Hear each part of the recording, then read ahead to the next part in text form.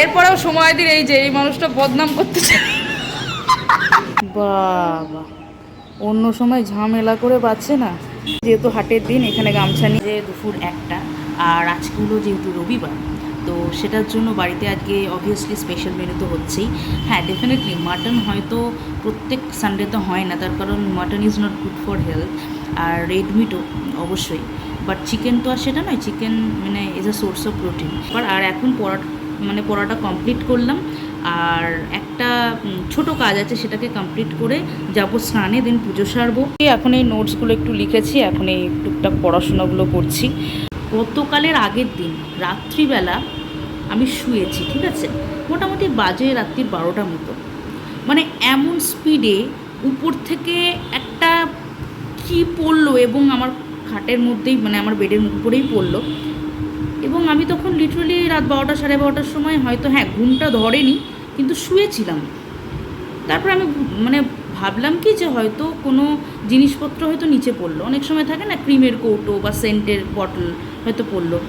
তাকিয়ে দেখি আমার পুরো পাশেই একটা বড় এবং মোটা টিকটিকি, এই যে উপরে হয়তো সিলিংগুলো থেকে কোনো একটা ডিসব্যালেন্স হয়ে গেছে, নিচে পড়ে গেছে। ফ্যানটা চলছে দেখছো, এই উপরে টিকটিকিটা ছিল, এই যে এই জায়গাটায় কোনোভাবে ডিসব্যালেন্স হয়ে গিয়ে ধপাস করে এই যে আমার ঠিক এই বইটার উপর পড়েছিল, ঠিক আছে, এই বইটার উপর পড়েছিল।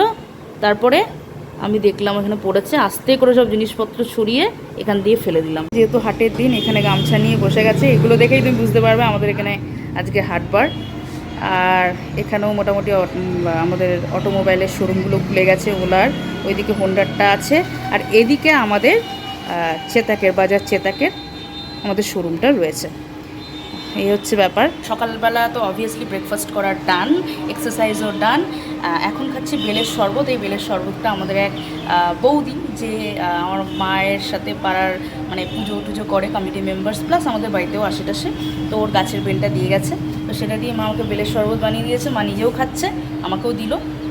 তো এখন বেলের শরবত খেতে খেতে দিন তো আমার অনেক আগেই শুরু হয়ে গেছে।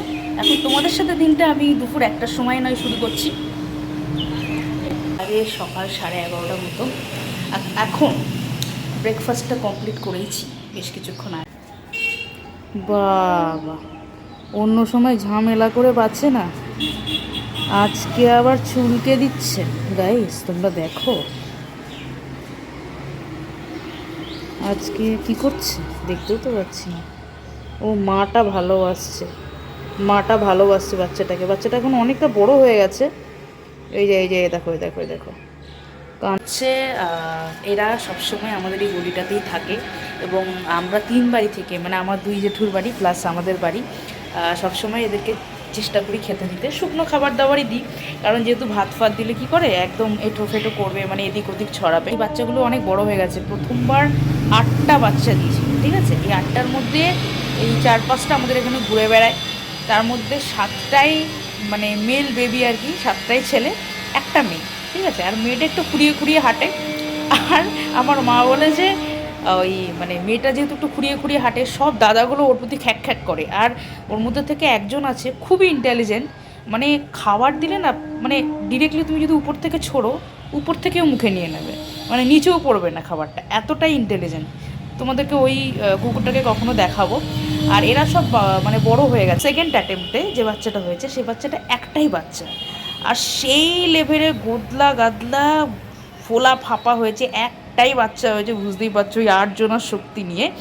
সেকেন্ড টাইম ওই বাচ্চাটা এখন আমাদের ওই জেঠুদের বাড়িতে থাকে, আমার দাদা টেক কেয়ার করে খুব, ওর ইঞ্জেকশন দেওয়া, খাওয়ানো, ভিটামিনের ওষুধ দেওয়া, ফ্যাট লুজিংয়ের ওষুধ দেওয়া, কোনো রকম যাতে কোনো রকম ইনফেকশন না হয়। কুকুরের মানে হয় না যে অনেক অ্যানিমালসদের ইনফেকশন রিলেটেড অনেক রোগ থাকে, তো সেইগুলো যাতে না হয়, ওটা দাদাই পুরোপুরি মন থেকে টেক কেয়ার করে। যে আরেকজন চলে এসছে ডাস্টিং করতে, হ্যাঁ যাও করো। এইগুলো নিয়ে এসছে, এই যে এইগুলো নিয়ে এসছে ডাস্টিং করবে বলে, আরেকজন আসছে ডাস্টিং এর সঙ্গ দিতে। কালকে তো আসবে না ও, হ্যাঁ ও বলছে যে আজকে অতগুলো পারবো না, হ্যাঁ তুই ঝাড় দে, আমি মুছে দেবো এইটা। আচ্ছা আচ্ছা। আর কি কালারের নেল পলিশ পরেছে দেখাও হাতটা। এই যে এই কালারের নেল পলিশ পরেছে, তোমরা জানাও কেমন লাগছে। হ্যাঁ, খুব আচার করছে তো। তুমি খুব আচার করছো তো সোমা মাসি, তাহলেই হবে। এবার না আমাকে জল দিবি না কেন, আমি ততক্ষণ মুছতে শুরু করে দিতাম। দেখো আমার এই সময় দিয়ে এখানে ঝাড় দিচ্ছে, মা ওখানে মুছতে শুরু করে দেবে। বুঝতে পারছো কত কাজের হেল্প করে। এরপরেও সময় দিয়ে এই যে এই মানুষটা বদনাম করতে চায়, এখানে বারণ ফেরে চলে গেল ওদিকে লেকচার দিতে। এই করে গাইস, কাজের নামে লবডঙ্কা, হ্যাঁ দুটো কাজ করে একটা গল্প করে চলে যায়। গাইস খাওয়া দাওয়া করে উঠলাম, এখন বাজে বিকেল 4:30। খাওয়া দাওয়া করার পরে জাস্ট একটু আড্ডা দিচ্ছিলাম, বাড়ির মধ্যেই ছিলাম। এখন একটা হাজমোলা খাচ্ছি।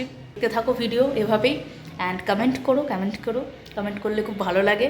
আর সাবস্ক্রাইব করে রাখো যদি সাবস্ক্রাইব করে না দেখো। আর হ্যাঁ, bye guys, see you in the next video.